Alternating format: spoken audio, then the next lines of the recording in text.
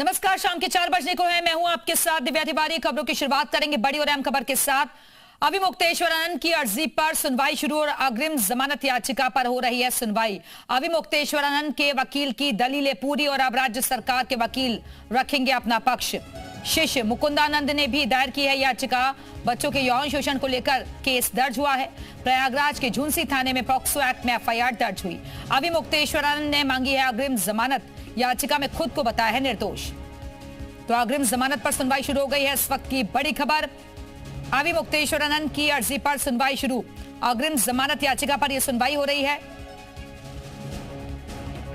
और इसी खबर पर और ज्यादा बातचीत के लिए सीधे रुक करेंगे प्रयागराज का, जहां से हमारे साथ हमारे सहयोगी मोहम्मद गुफरान इस वक्त जुड़ गए हैं। गुफरान, अग्रिम जमानत याचिका पर सुनवाई शुरू हो चुकी है, क्या अपडेट्स इसको लेकर? बिल्कुल, देखिए, अभिमुक्तेश्वरन की जो अग्रिम जमानत याचिका है उस पर सुनवाई जो है वो शुरू हो गई है। बड़ी बात यह है कि राज्य सरकार के जो अपर महाधिवक्ता मनीष गोयल हैं वो कोर्ट में पक्ष रख रहे हैं। उन्होंने इस अर्जी का विरोध किया है, यानी जो अग्रिम जमानत याचिका अभिमुक्तेश्वरन ने हाईकोर्ट में दाखिल की है उसका उन्होंने ऐतराज जताया है। सीधे तौर पर उनकी तरफ से कहना है कि इस मामले में वो निचली अदालत में अपनी बात को रख सकते थे, उसके बाद ही यहाँ आ सकते थे अगर वहां से उनको राहत नहीं मिलती थी। इस दलील के साथ वो इस अर्जी का फिलहाल विरोध कर रहे हैं। अभी जो सुनवाई है वो फिलहाल जारी है और ये माना जा रहा है कि अब से कुछ देर के बाद अभिमुक्तेश्वरन के जो वकील हैं वो भी कोर्ट में इस पूरे जो इन्होंने बातें रखी हैं राज्य सरकार के अपर महाधिवक्ता, इसका काउंटर यानी जवाब देंगे। उसके बाद देखना होगा कि कोर्ट इस पूरे मामले को लेकर के क्या कुछ आदेश पारित करता है, क्योंकि सुनवाई अब से कुछ ही देर पहले जो है शुरू हुई है और एंटीसिपेटरी बेल है, अग्रिम जमानत याचिका है, पॉक्सो एक्ट से जुड़ा मामला है, नाबालिग बच्चों के यौन शोषण का मामला है। इस लिहाज से ये जो पूरा मामला है बेहद संवेदनशील है और हाईकोर्ट ने इस पूरे मामले में अभिमुक्तेश्वरन की अर्जी पर सुनवाई का जो फैसला लिया है वो मेंशन के आधार पर लिया है, इसलिए इसको बेहद महत्वपूर्ण माना जा रहा है। और अब से कुछ देर के बाद फैसला लेने में कितना वक्त लग सकता है तकरीबन? जब कोर्ट में दलीलें रखेंगे तब देखना होगा कि किस तरीके से इस पूरे मामले का काउंटर करते हैं। जी गुफरान, आवाज मिल रही है आपको? जी गुफरान, फैसला आने में तकरीबन कितना वक्त और लग सकता है?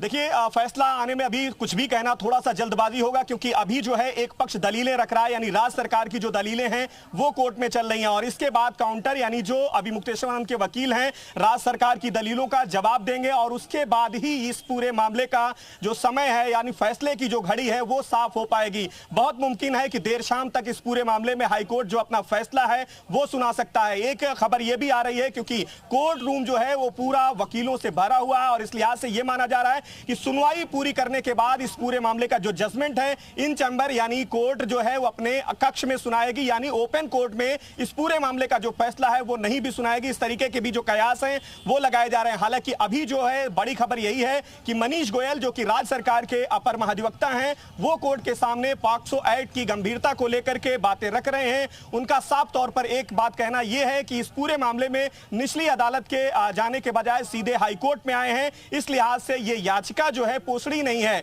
इस आधार पर इस पूरी याचिका को खारिज करने की जो मांग है वो राज्य सरकार के अपर महाधिवक्ता की तरफ से की जा रही है। हालांकि इसका जवाब जो है अब से कुछ देर के बाद जो बिल्कुल गुफरान, जैसा कि आप जानकारी दे रहे हैं कि राज्य सरकार के जो वकील हैं वो अपना पक्ष रख रहे हैं, लेकिन अभिमुक्तेश्वरन के जो वकील हैं उनकी तरफ से जो दलीलें रखी गई हैं उसमें क्या कहा गया है?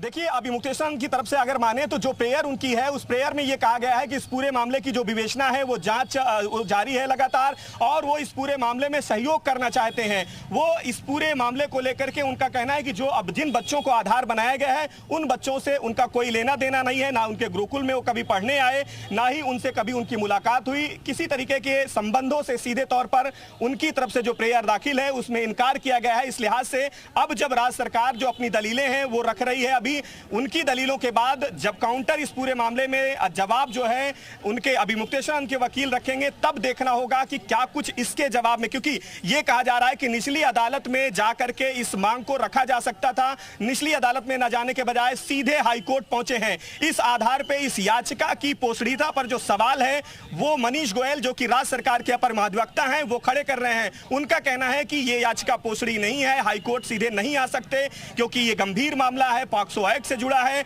इस लिहाज से खारिज की जाए। जो मजबूत दलीलें हैं, जो मजबूत ठोस जो आधार है, इसी बात को लेकर के महाधिवक्ता, अपर महाधिवक्ता जो मनीष गोयल हैं, वो फिलहाल रख रहे हैं। बिल्कुल गुफरान, क्योंकि पॉक्सो एक्ट के तहत ही मुकदमा दर्ज हुआ है, यौन शोषण का मामला है नाबालिगों के साथ, तो ऐसे में काफी सेंसिटिव इशू है और इसलिए कोर्ट भी सारे तथ्यों को देखकर, सारे पहलुओं को देखकर ही फैसला देगा। बिल्कुल, देखिए एक बड़ी खबर यह भी बता रहा हूं कि इस वक्त जो है राज्य सरकार के वकील की जो बहस है वो पूरी हो चुकी है। यानी अब जो है याचिकाकर्ता अभिमुक्तेश्वर के जो वकील हैं राजर्षि गुप्ता, उनकी तरफ से कोर्ट में जो दलीलें हैं, जो तर्क हैं, जो बातें हैं, जो पक्ष है अभिमुक्तेश्वर का, वो फिलहाल रखा जा रहा है। देखना होगा कि उनकी दलीलों को सुनने के बाद कितनी देर के बाद हाईकोर्ट इस पूरे मामले के नतीजे पर आज पहुंचता है या फिर इस पूरे मामले में कोई तारीख मिलती है, क्योंकि आज के बाद की अगर बात करें तो हाईकोर्ट 8 तारीख तक के लिए बंद हो रहा है। यानी 8 मार्च के बाद, होली की छुट्टियों के बाद 9 मार्च को खुलेगा। तो ऐसे में अगर इस दरमियान इनको किसी तरीके की राहत नहीं मिलती है तो कहीं ना कहीं से अभिमुक्तेश्वर की जो मुश्किलें हैं वो भी बढ़ने वाली हैं, क्योंकि जिस तरीके से इस पूरे मामले की विवेचना में तेजी आई है, बयानात दर्ज हुए हैं, बच्चों के मेडिकल्स हुए हैं, इन तमाम चीजों को देखते हुए उनकी जो मुश्किलें हैं वो भी एक तरीके से बढ़ती हुई दिखाई दी और इसी को आधार बना करके वो हाईकोर्ट सीधे पहुंचे। तो बड़ी अपडेट इस वक्त मिल रही है कि राज्य सरकार के वकील भी कोर्ट पे अपना पक्ष रख चुके हैं और इंतजार है फैसला आने का। हालांकि अभिमुक्तेश्वर के जो वकील हैं वो भी अपने सारे तथ्यों को रख रहे हैं कोर्ट पे। फिलहाल के लिए बहुत बहुत शुक्रिया आपका गुफरान इस जानकारी के लिए।